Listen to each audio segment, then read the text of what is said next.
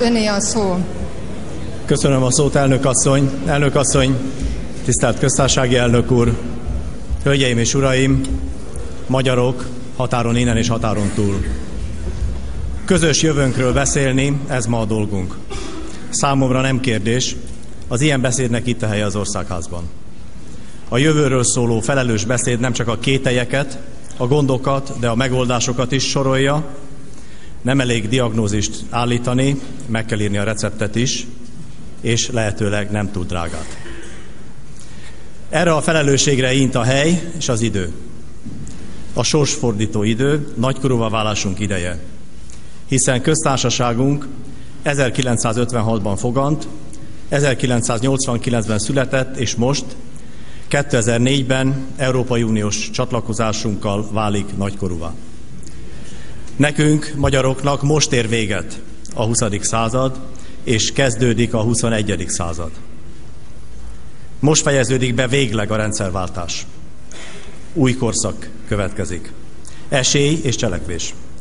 Most, tisztelt hölgyeim és uraim, évtizedek óta először újra dönthetünk.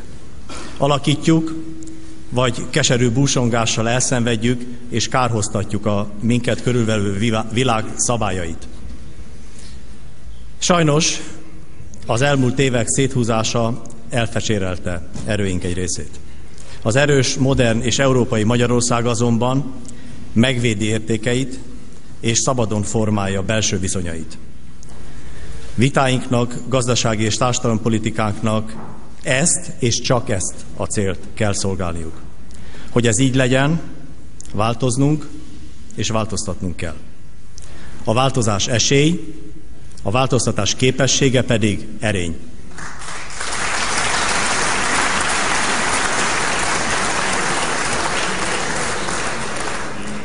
Magyarország 2 esztendővel ezelőtt is változást kívánt. Mi akkor megfeleltünk ennek az igénynek. Én ma is meghallom az emberek szavát, bármely nehéz is szembesülni a kritikával.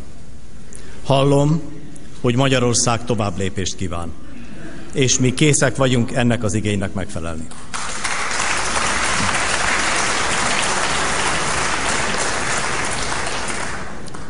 Szükség van az őszinte szóra. Túlbecsültük gazdaságunk erejét, lebecsültük az európai gazdaságok, felvevő piacaink nehézségeit. A gyengeségek elismerése csak akkor hiba, ha nem tudjuk, merre menjünk. Hibátlan politika nincs, csak megújulásra képtelen, vagy megújulásra képes. Nekünk van merszünk nem csak másként, de mást is tenni. Mást, mint eddig, mint ahogyan eddig cselekedtünk. Kell hozzá bátorság, mert nem megy küzdelem és konfliktusok nélkül, és én ezt tudom. Tudom, és vállalom közös célunk a modern európai magyar köztársaság megteremtése érdekében.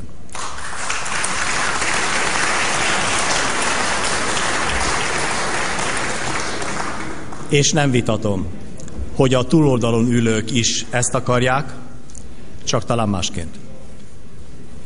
Mit akarunk? Építsünk modern köztársaságot.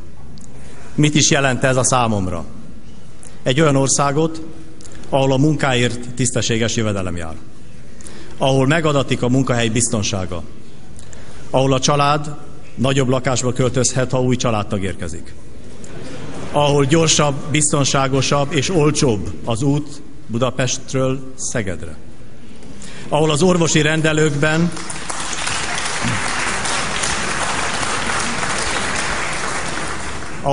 rendelőkben gyors és szakszerű a segítség, a kórházakban korszerűek a műszerek, ahol keskenyebb szakadék választ el a szegényeket a jobbmódúaktól, és ahol ez a szakadék nem áthidalhatatlan.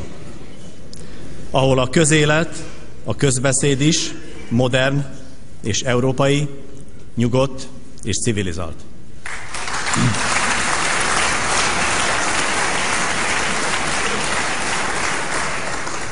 Igen, ez a mainál modernebb európai Magyarország sok szempontból olyan, mint szomszédunk Ausztria. Hogyha nyugat felé tartunk, ne legyen szembetűnő a különbség. hogy néhány évvel uniós csatlakozásunk után ne tűnjön fel, hol is húzódott az emlékeinkből már kiradírozott határ. Tisztelt Ház, elnök úr, hölgyeim és uraim! A kormány mandátumának félidejéhez érkezett. Ideje van a számvetésnek. Változni és változtatni kell. Magam és a kormányom készen áll erre. A változás és a változtatás politikáját 4 területre összpontosítjuk. Először. Megerősítjük a gazdaságot, mert ez a modern köztársaság alapja. Másodszor nagyobb sebességre kapcsolunk a modernizációs programokban, így utakat és autópályákat építünk, mert ez teremt új munkahelyeket. Kiemelt figyelmet és összeget fordítunk a felnőtt oktatásra és a képzésre, mert így őrizzük meg a mai munkahelyeket. Modernizáljuk a gyógyítást, újjászervezzük az egészségügyi ellátást, mert a népességi mutatók az emberek egészségi állapotának javítása sürgős beavatkozást igényel.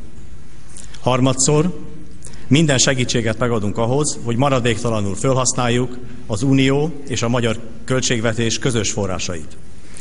2006 végéig 1350 milliárd forint segíti a modern Magyarország megteremtését.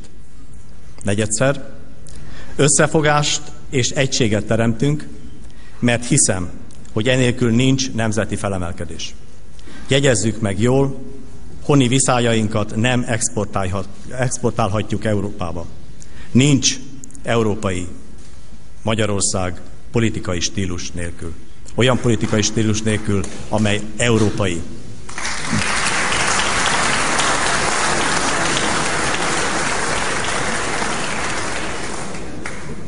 Mondtam az előbb, számomra kevés a gondról szólni, ha nem szólunk a megoldásokról. Kevés a diagnózis, ha nem készül recept. Csak így együtt teljes a kép. Amit az elmúlt majd 2 esztendőben tettünk, nem azért teljesítettük, mert megígértük. Azért ígértük meg, mert szükség volt rá. Tanítók és tanítónők, ápolónők, idős emberek, gyermeket nevelő szülők, magyar családok esélytelenül éltek a jövő kihívásaival szemben. Az előző kormányok tudták, hogy ezen a téren lépni kell. Ők is tudták. De mindenki halogatta. Vagy ezért, vagy azért. Vagy a gazdasági helyzet szorítása miatt, vagy azért, mert a választottak csak a kiválasztottaknak akartak adni. Soha nem látott mértékben 25%-kal nőtt a bérek vásárlóértéke. Tény ez? Igen. Még azt is mondhatom, cáfolhatatlan tény. Érzik ezt az emberek mindennapjaikban? Bizony nem igazán. Okkal vágynak többre, megdolgoznak érte csak úgy, mint nyugat-európai társaik. Soha nem látott mértékben 17%-kal nőtt a nyugdíjak vásárlóértéke. Tény?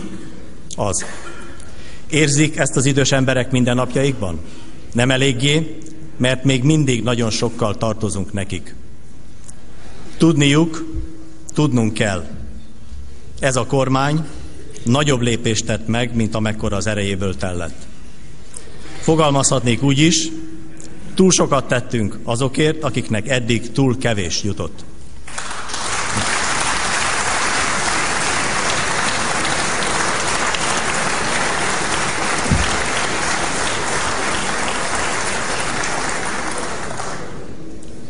Én ezt, tisztelt hölgyeim és uraim, vállalom. Közgazdászként és miniszterelnökként. Magyarként és jó érzésű emberként. Vállalom, mert kormányom legfontosabb célja az esélyteremtés, a szegénység és a kirekesztettség által emelt fal lerombolása. Személyesen is tapasztalom azt, amire egy tanulmány nemrégiben felhívta a figyelmet, mindannyiunk figyelmét. 100 000-nél több az olyan magyar gyerek, aki nap-nap után éhesen megy az iskolába. Ezen a téren valóban létezik 2 Magyarország. A szegények és a jobbmódúak közötti szakadék csökkentéséhez gyökeresen új kormányzati gondolkodásra van szükség.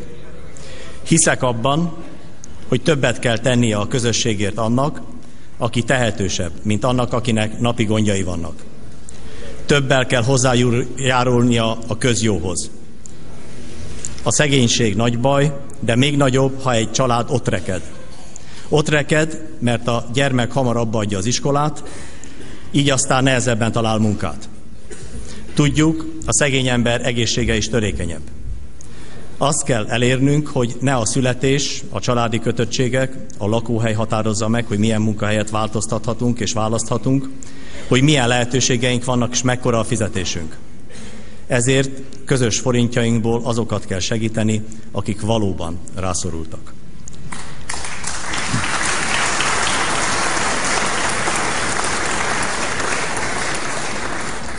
Az új pénzügyminisztert felkértem annak kidolgozására, hogy miként lehet ezt az elvet jobban érvényesíteni az adózás és a jövedelmek elosztásának a rendjében.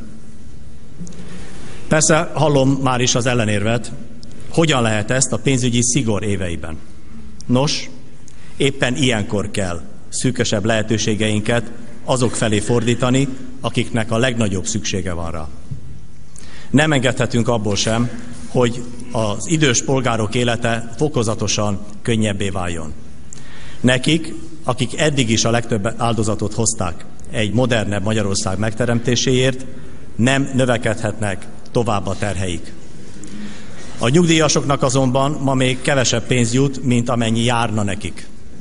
Ezért tartunk ki a 13. havi nyugdíj folyamatos bevezetése mellett, és bízom benne, hogy Magyarországon a nyugdíjasoknak a 13-as szerencseszám lesz.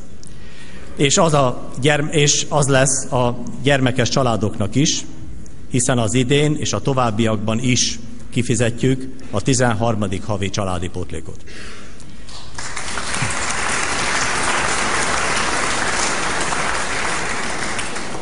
Éppen ezért ragaszkodom ahhoz, hogy a nyugdíjak emelésének alapja nem csak a bérek növekedése, hanem az idősebbeket érintő árak emelkedése, ismert kifejezéssel a nyugdíjas kosár legyen. A nyugdíj, tisztelt ház, nem adomány. Megdolgoztak érte. Ne tegyünk úgy, mintha szívesség lenne tőlünk. Mi azokat, akik átélték az elmúlt 60-70 év összes megpróbáltatását, és értékeket teremtettek, Európa hétköznapi hőseinek tekintjük, jövőnket, a modern Magyarországot is nekik köszönhetjük.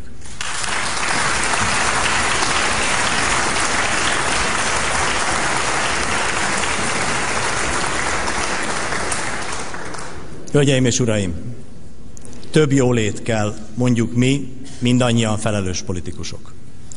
Mi elkezdtük. De azt is látjuk, ez a politika ma korlátokba ütközik. A magyar gazdaság teljesítő képességének a korlátaiba. Most tehát az a dolgunk, hogy tágítsuk a mozgásterünket, kitoljuk valós lehetőségeink korlátait. Fokozatosan, a magyar gazdaság teljesítményével összhangban. Növekedés és egyensúly harmóniája szükséges a gazdaságban.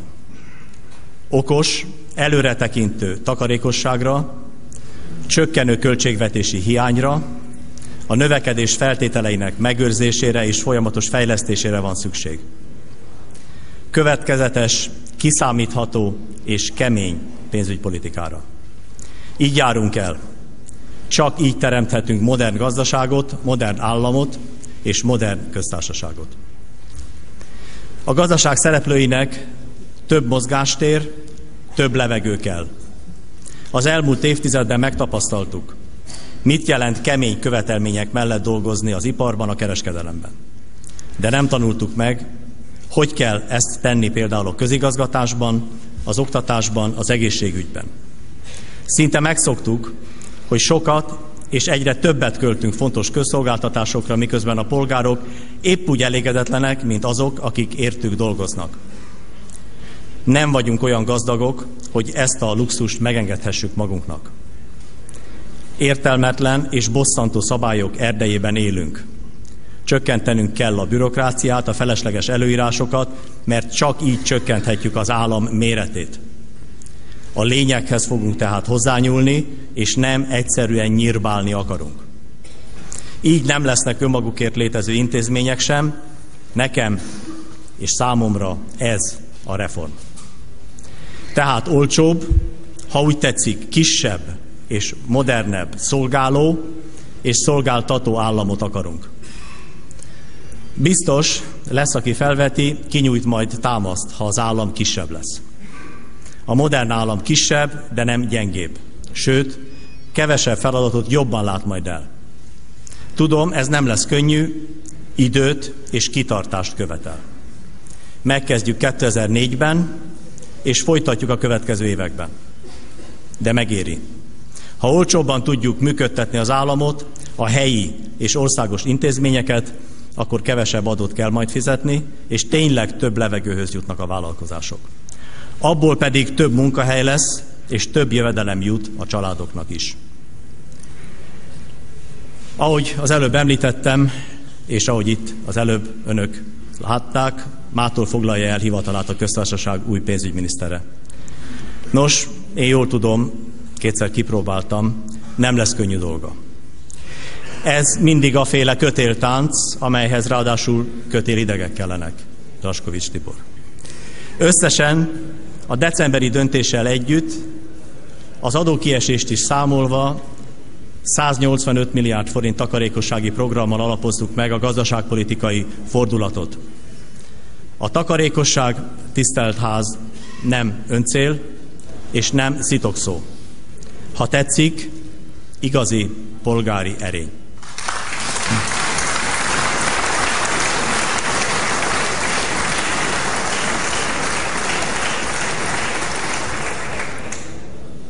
Ha belegondolunk, melyikünk családjában ne fordult volna elő, hogy vásárláskor túlbecsültük a lehetőségeinket, és a pénztárnál derült ki, kevesebb a nálunk lévő pénz, mint amennyi áru a kosárba került.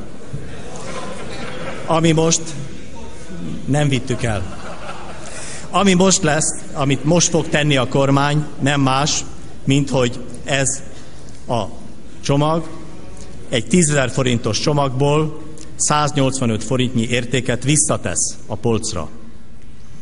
Elődeink másként jártak el, hölgyeim és uraim. Rejtve maradt 900 milliárd forint túlköltekezés, amelyről nem szóltak. Irdatlanul sok pénz. Hölgyeim, uraim, talán hibáztunk, hogy ezt nem mondtuk el hamarabb. Nem tettük, és most sem kívánok hosszan elidőzni a meghaladott múltnál. Mert a lényeg az, ránk maradt a hiány csökkentésének nehéz és igen kemény feladata. Megtesszük, persze nem örömmel, de minden erőnket összeszedve. És a konfliktusokat is vállalva. Tudom, az elhatározott takarékosság sok konfliktussal jár. Sok jogos igény marad kielégítetlen, és lehetőséget ad majd számos felelőtlen nyilatkozatra is. Mégis vállaljuk, minisztereimmel együtt, mert ezzel a kormány a kiegyensúlyozottan fejlődő ország a jövő esélyeit javítja. Mert a modern Magyarország ezt kívánja. Ezt az esélyt elveszteni nem hagyom. Elhatározásaink nyomán szaporodnak már a kedvező jelek. Ha hosszabb lehetőségem lenne szólni, akkor erről beszélhetnék. Azt gondolom, hogy mód lesz rá, képviselőtársaim, tisztelt hölgyeim és uraim, mód lesz rá, hogy meghallják azt, hogy e téren mik történtek. Én azonban azt gondolom, hogy a kedvező jelek azok önmagukban csak biztatóak. Minden esetre csak mindig helyesen kell összeadni, kivonni, osztani, hogy aztán szorozni is lehessen.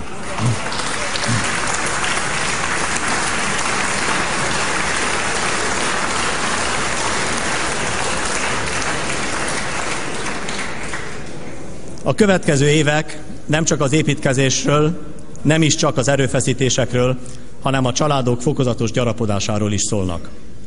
Ahogy erősödünk, úgy gyarapodhatunk. És ebben a sorrendben. És ha kellő az összhang közöttük, akkor a gyarapodás mindig új erőt is adhat. Hölgyeim és uraim! Ma 4 kezdeményezéshez kérem a támogatásukat.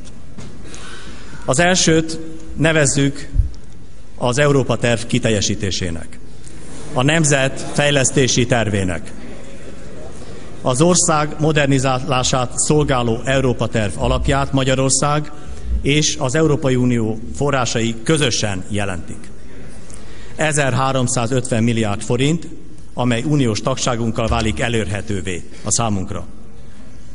Az Európa terv döntően a helyi közösségek kezébe adja a döntésjogát, hiszen ők tudják, mire fordítsák a pénzt, bekötőutakra, csatornák építésére vagy éppen új munkahelyek létesítésére. Mint ahogy azt is ők tudják a legjobban, hogy a civil világ működésére használható európai milliárdok hol segítsék az idősek gondozását, a gyermekek képességeinek fejlesztését, a hátrányos helyzetű csoportok felemelkedését.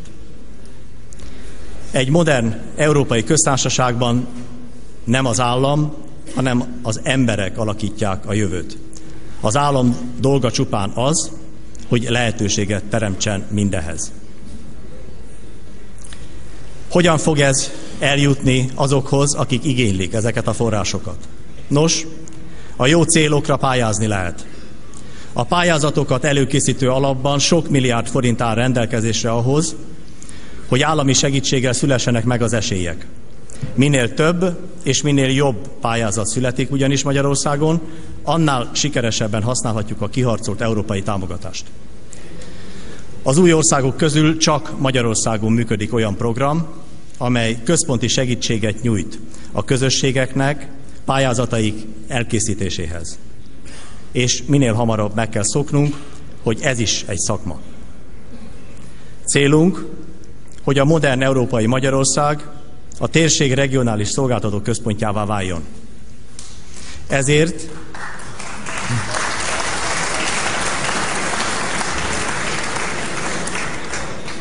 Ezért 2006 végéig 120 milliárd forintot szánunk olyan gazdasági támogatásokra, amelyek növelik az ipari és szolgáltatói területeken működő vállalatok versenyképességét. Ez is az európai terv része. Ez idő alatt 160 milliárd forinttal támogatjuk a kis és középvállalkozásokat, hisz tudjuk, itt dolgozik a magángazdaságban foglalkoztatottak többsége. Több mint 200 milliárd forintot használhatunk a mezőgazdaságban kizárólag fejlesztésre. Ebből gépeket lehet vásárolni, indulnak a pályázatok. Ebből gépeket lehet vásárolni, új raktárakat, gazdasági épületeket építeni. Tavaly a mezőgazdaság beruházásai 30%-kal, a gépek vásárlása, hölgyeim és uraim, 80%-kal nőtt. Erre hosszú évek óta nem volt precedens.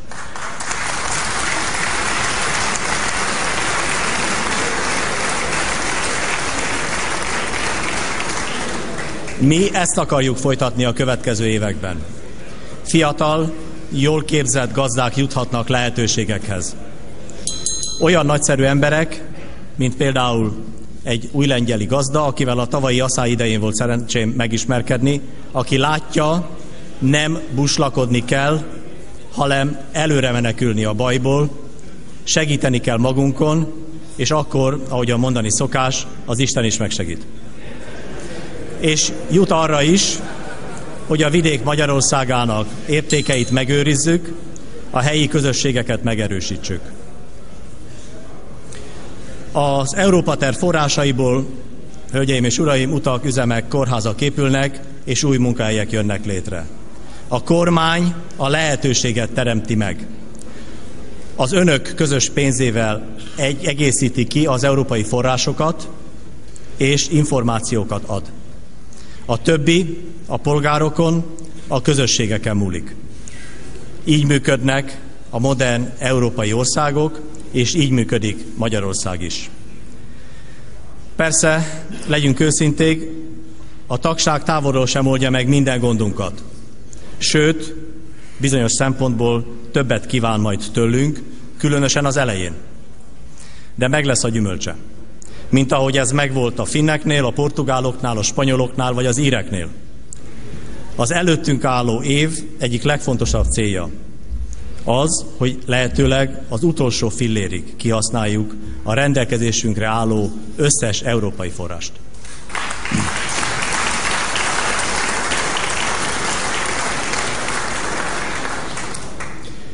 Másodszor, Magyarországnak jó minőségű utak, új, modern és megfizethető autópályák kellenek. Mert az utak élénkítik a kereskedelmet és kedvet csinálnak a befektetőknek új munkahely létesítésére. Nagyobb sebességre kapcsolunk az autópálya program teljesítésében, ennek már látható jelei vannak szerte az országban. Úgy gondolom, önök is tapasztalhatják. És nem csak építünk utakat, de hozzáférhetővé is tesszük őket. Mert az autópálya, az út ma esélyt jelent.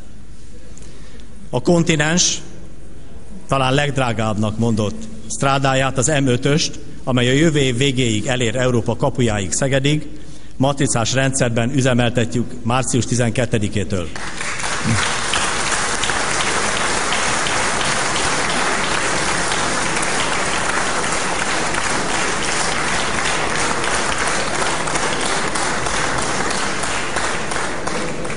Az a meggyőződésem, hogy egy modern európai országban nem lehet csak pénzkérdés az, hogy megéri-e a 3 megye közel 2 millió polgárának esélyeit javítani. És, hölgyeim és uraim, büszkék vagyunk arra, hogy nekünk sikerült elérni azt, amit elődeinknek nem. Lám,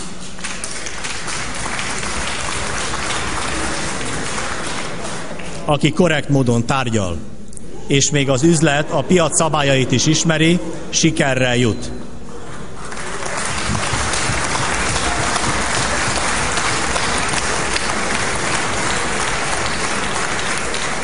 Örülök, hogy így vagy úgy a patkó mind a két oldala örvendezik azoknak a lépéseknek, amik megoldják az M5-ös autópályát.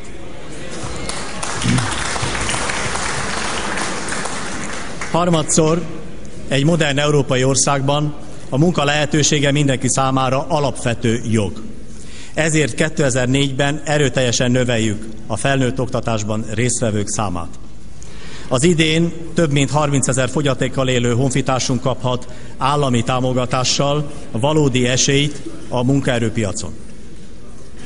Ezt egészíti ki uniós forrásokból további 30 milliárd forint, amely középkorúak oktatására, képzésére fordítható. Megyei munkaügyi központok segítik mindazokat, akik munkahelyük, fizetésük védelme érdekében tudást, képzettséget akarnak szerezni. Így szokás ez Európában. További pályázatok vannak helyi és kisebbségi önkormányzatok, egyházak, közalapítványok és vállalkozások számára, hogy segítsék a nők munkába való visszatérését, teljes emberi és családi életét. Egyébként is úgy érzem, miért ne tapsolhatnának a hölgyek?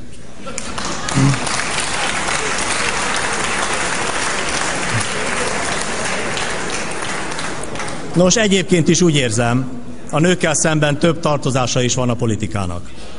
Nem csak azért, mert a társadalom többségét adják, hanem egyszerűen a tisztesség és a szeretet okán.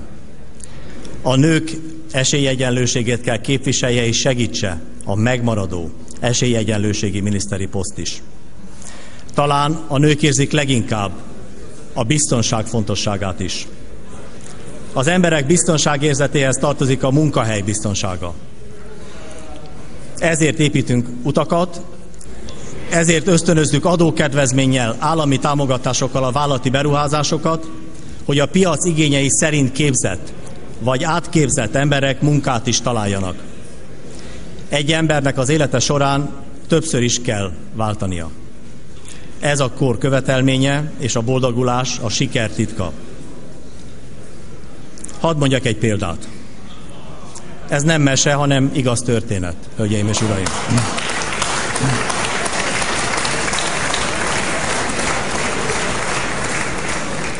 Békési György, a magyar tudománytörténet egyik nagy alakja, vegyészként végez, fizikából doktorál, postamérnökként helyezkedik el, és orvosi Nobel-díjat kap.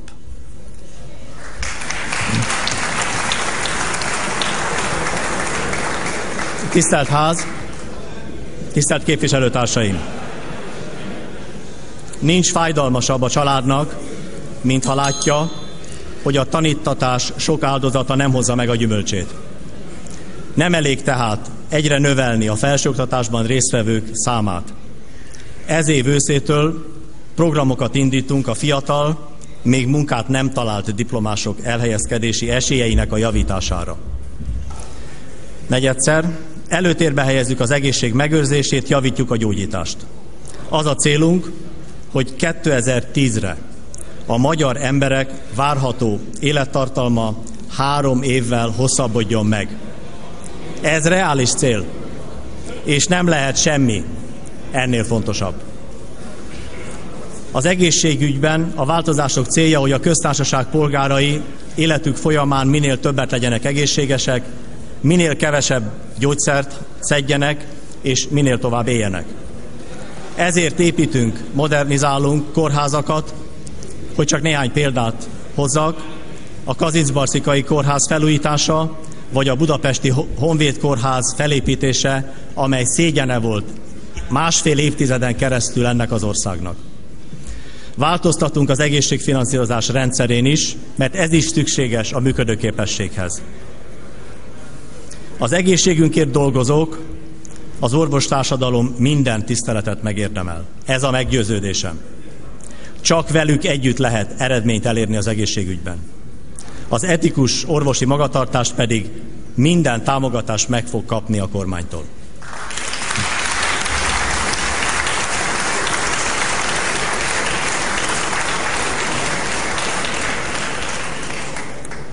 Hölgyeim és uraim, egy modern európai országban a közélet nyugodt és civilizált. Tehát változtatnunk kell politikai kultúránkon is. A béke számomra nem a viták, a konfliktusok hiányát jelenti, hanem olyan országot, ahol a tévedést elismerni, a politikai ellenféllel egyetérteni, nemzeti célokért összefogni, a magabiztosság, a nyugalom és az érettség jele. Sokszor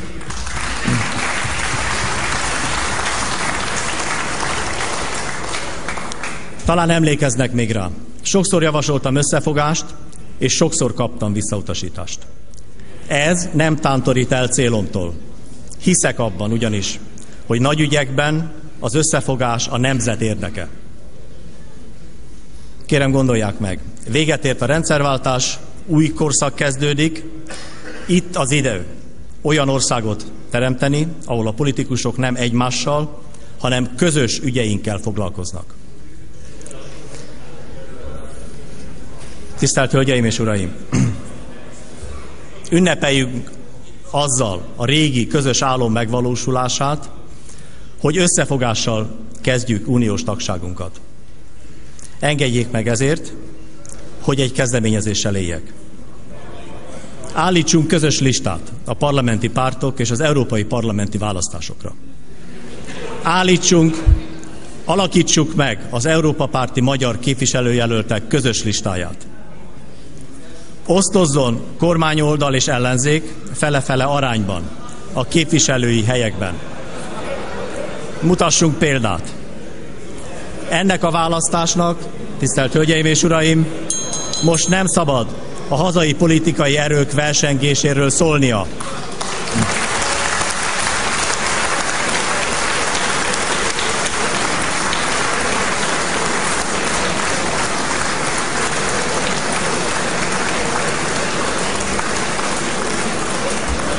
Nem egymással versengünk, hanem együtt, Európában, egymásért, a modern Magyarországért.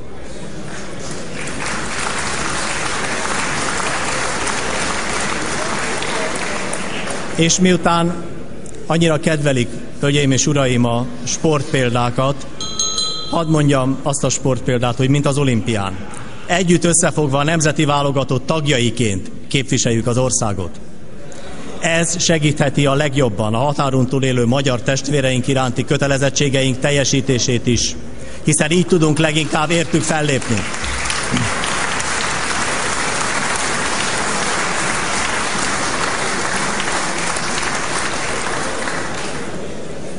Ezért tisztelettel kérem Dávid Ibolya elnökasszonyt és Orbán Viktor elnök urat, a jobb oldal meghatározó személyiségeit, támogassák a kezdeményezést. Tisztelettel kérem Tisztelettel kérem a kormánykoalíció vezetőit, támogassák ezt a kezdeményezést.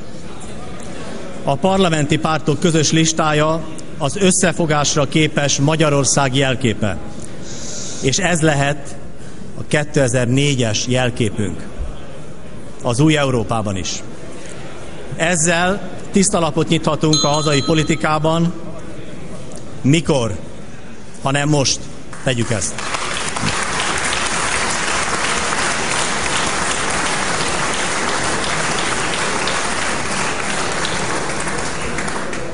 Én így gondolkodom a közügyekről.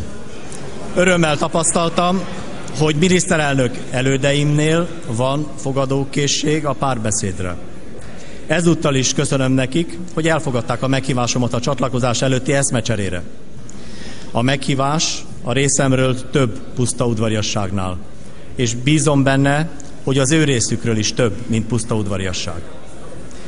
Én bizakodó vagyok, az együttműködés mindig együtt gondolkodással kezdődik. Változtassuk meg Magyarországot, a modern európai Magyarország közös megteremtése érdekében tehát állítsuk össze közösen Magyarország európai parlamenti listáját. A négy parlamenti párt közös európai listáját. És tovább. Az utóbbi hónapokban láthattuk, a köztársaság elnöke milyen fontos intézmény. A köztársaság polgárai 2005-ben választanak közvetlenül köztársasági elnököt.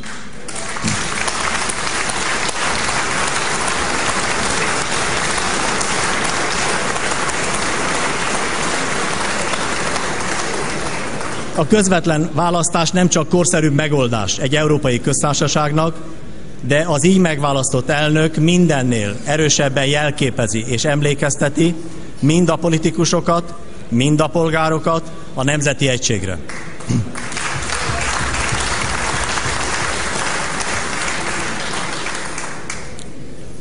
A következő választásokon 2006-tól a parlament létszámát csökkentsük 386 főről 250 főre.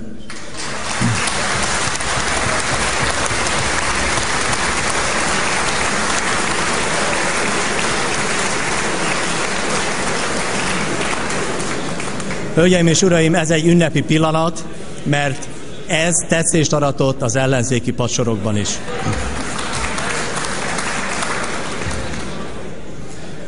Miért javasolom ezt? Azért, hogy kerüljön az embereknek kevesebbe a politika, hogy legyen hatékonyabb és hozzon nagyobb hasznot. Legyenek ott valódi, az emberekről és az emberekért szóló viták. Kezdjük magunkon a változtatást és a takarékosságot. Én készen állok, a kormánypártok készen állnak.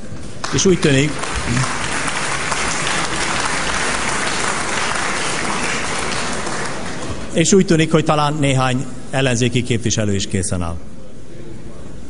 Tisztelt polgárok, hölgyeim és uraim! Magyarország és a nemzet történetében most valóban új fejezet kezdődik. Az Európai Unió és a NATO küszöbén álló bővítés véget vet Európa megosztottságának. A kontinens végre újra egyesül. És ez így egyúttal egy 25 fős kontingest is jelent majd, sőt, bővülő kontingest.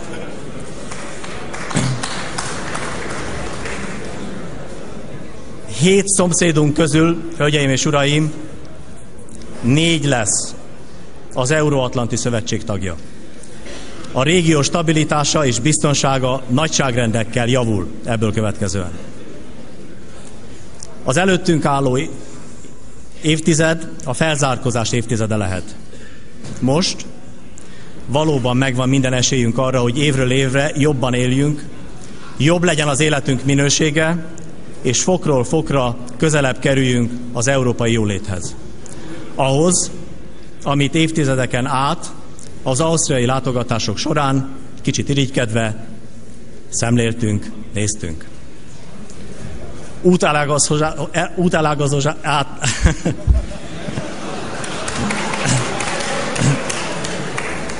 Nehéz szó. útelágazáshoz érkeztünk, de nem nehéz a választás. Útelágazáshoz, modernizáció vagy lemaradás. Ez a kérdés. Összefogás vagy még nagyobb széthúzás. A 21. század polgáraiként korszerű országot, modern köztársaságot kell építenünk. Nekünk, magyaroknak is jár, hogy olyan országban élhessünk, amelyet és amilyet teljesítményünk révén megérdemlünk. Most végre itt a lehetőség. Tisztelt Hölgyeim és Uraim, még akkor is, ha patetikusan hangzik, hiszek a nemzet felemelkedésében. Abban, hogy mindannyian, és még egyszer mondom, mindannyian, nagyszerű esélyt kaptunk a sorstól uniós csatlakozásunkkal. És tudjuk mindannyian, hogy mi a dolgunk. Közösen, a nemzeti ügyekben összefogva új Magyarországot teremtünk. Kívánok boldog és sikeres hazát, nyugodt magabiztosságot mindannyiunknak.